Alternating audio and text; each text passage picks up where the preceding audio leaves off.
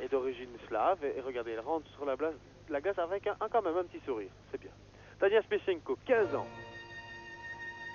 l'Allemande, 4e à l'issue du programme technique, 3e des championnats du monde junior et une révélation de plus ici à Helsinki.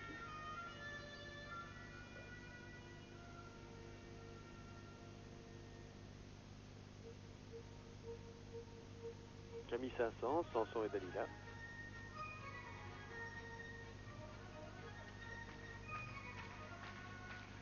Ah, c'est pas facile de patiner après Bayoul qui dégage une telle personnalité. Triple boucle piqué.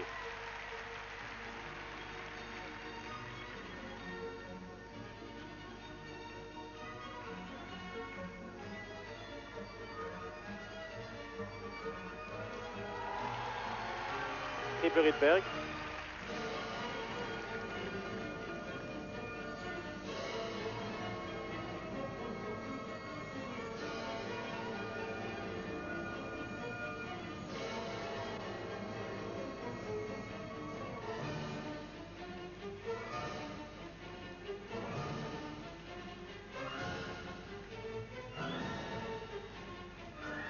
Et le triple salco. Seul petit reproche que j'ai à lui faire, c'est la position de son corps, un petit peu cassé en avant au moment où elle retombe des triples. C'est un détail à travailler.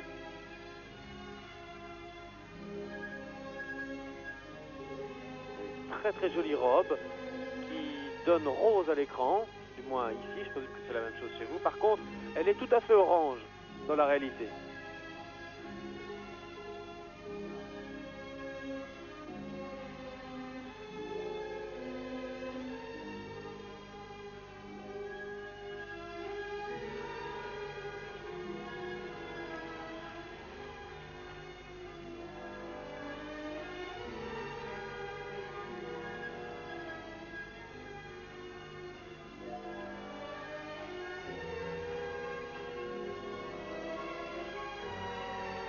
Je crois que le podium n'évoluera pas et que Tania Shevchenko ne viendra pas sur une marche. Bonali, Bayoul, Killman dans l'ordre. Je pense que ça n'évoluera plus.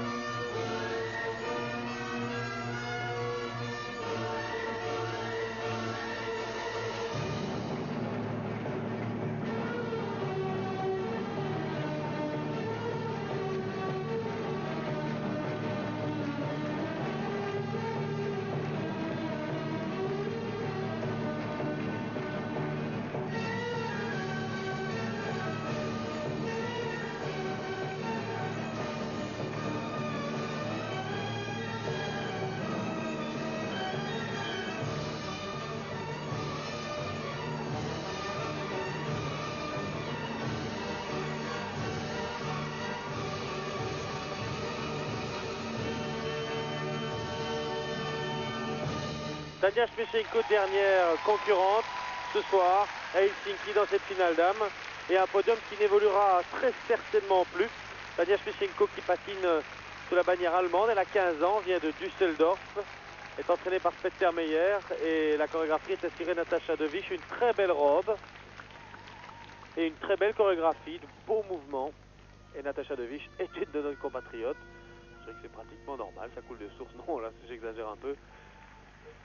Une très charmante patineuse et un beau sourire. 3e des championnats du monde junior, je vous l'ai dit.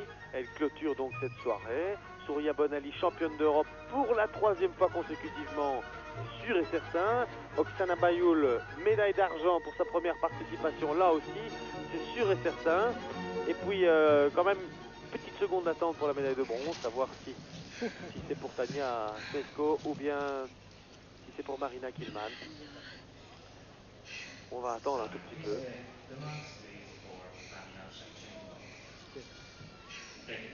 Alors la première note, 5, 4, 5, 5, 5, 6. Ah, ce ne sera pas suffisant à mon avis.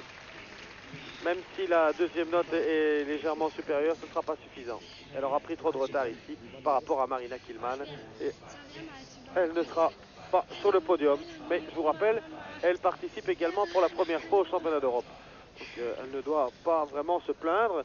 Si on analyse la situation parmi les 5 premières patineuses européennes du cru 1993, eh bien, il y a quand même 3 patineuses qui n'ont jamais fait les championnats d'Europe. Alors avouez que pour troubler les cartes, il n'y a pas mieux. Elle est 4e. Voilà, on va admirer ce sourire. On va encore le laisser quelques secondes avant de conclure.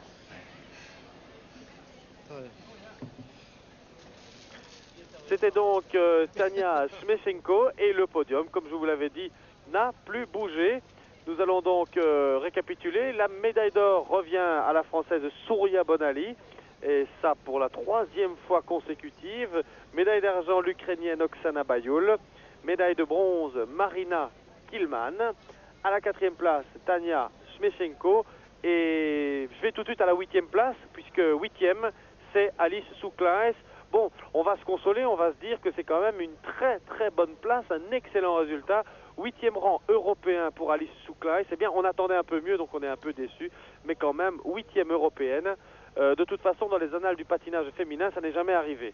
Donc, il y a eu un médaillé avec M. Van Zeebroek, médaillé chez les messieurs. On a bien sûr eu des champions olympiques en patinage par couple avec Micheline Lannoy et Pierre Bonnier, mais chez les dames, ça n'est jamais arrivé. Donc c'est une première et on la salue en félicitant Alice Souklaes de sa 8e place l'an prochain. On pourra envoyer 2 Belges au championnat d'Europe. On peut déjà en envoyer 2 au championnat du monde de Prague grâce à son résultat l'an dernier à San Francisco. Je vous laisse voir maintenant la 14e place de Nathalie Krieg qui a donc effectué une belle remontée. La suite également de ce classement. J'en profite pour vous fixer rendez-vous demain. Ce sera à 17h30 sur Télé 21, en direct toujours, jusqu'à approximativement 21h, heure belge bien sûr, puisqu'ici il est 22h, il y a 1 heure de décalage, mais vous savez en Finlande, à cette période-ci de l'année, il n'y a pas beaucoup de luminosité, et c'est la raison pour laquelle, sur la même longitude, on change d'heure.